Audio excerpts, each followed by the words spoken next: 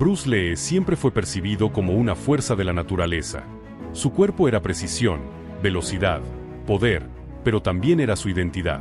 Cada fibra de su vida giraba alrededor del movimiento: entrenar, perfeccionar, romper límites físicos que para otros eran imposibles. Pero en 1970, el destino decidió ponerle una prueba que no podía esquivar con un golpe ni superar con disciplina corporal. Durante un entrenamiento, ignorando un dolor lumbar que llevaba días persiguiéndolo, levantó un peso demasiado elevado. Hubo un chasquido, un dolor como si alguien le hubiera partido la espalda con un hacha. Cayó al suelo sin poder moverse. Y cuando llegaron los médicos, sus palabras fueron como una sentencia final.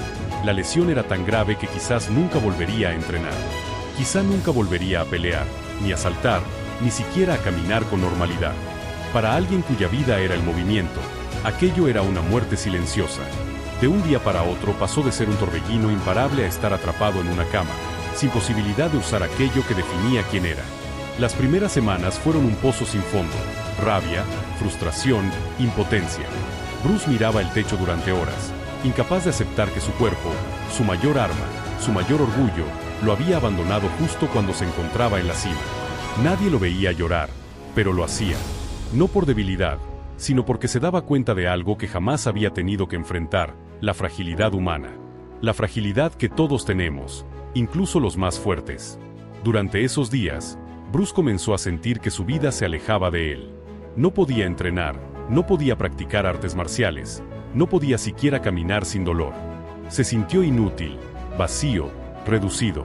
Había construido toda su identidad alrededor de su cuerpo, y ahora ese cuerpo estaba roto.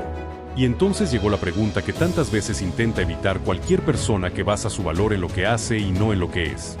Bruce Lee siempre fue percibido como una fuerza de la naturaleza. Su cuerpo era precisión, velocidad, poder, pero también era su identidad. Cada fibra de su vida giraba alrededor del movimiento: entrenar, perfeccionar, romper límites físicos que para otros eran imposibles.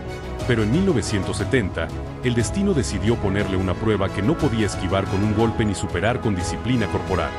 Durante un entrenamiento, ignorando un dolor lumbar que llevaba días persiguiéndolo, levantó un peso demasiado elevado. Hubo un chasquido, un dolor como si alguien le hubiera partido la espalda con un hacha. Cayó al suelo sin poder moverse. Y cuando llegaron los médicos, sus palabras fueron como una sentencia final. La lesión era tan grave que quizás nunca volvería a entrenar. Quizá nunca volvería a pelear, ni a saltar, ni siquiera a caminar con normalidad. Para alguien cuya vida era el movimiento, aquello era una muerte silenciosa. De un día para otro pasó de ser un torbellino imparable a estar atrapado en una cama, sin posibilidad de usar aquello que definía quién era. Las primeras semanas fueron un pozo sin fondo: rabia, frustración, impotencia. Bruce miraba el techo durante horas, incapaz de aceptar que su cuerpo, su mayor arma, su mayor orgullo, lo había abandonado justo cuando se encontraba en la cima. Nadie lo veía llorar, pero lo hacía. No por debilidad, sino porque se daba cuenta de algo que jamás había tenido que enfrentar: la fragilidad humana. La fragilidad que todos tenemos, incluso los más fuertes. Durante esos días, Bruce comenzó a sentir que su vida se alejaba de él.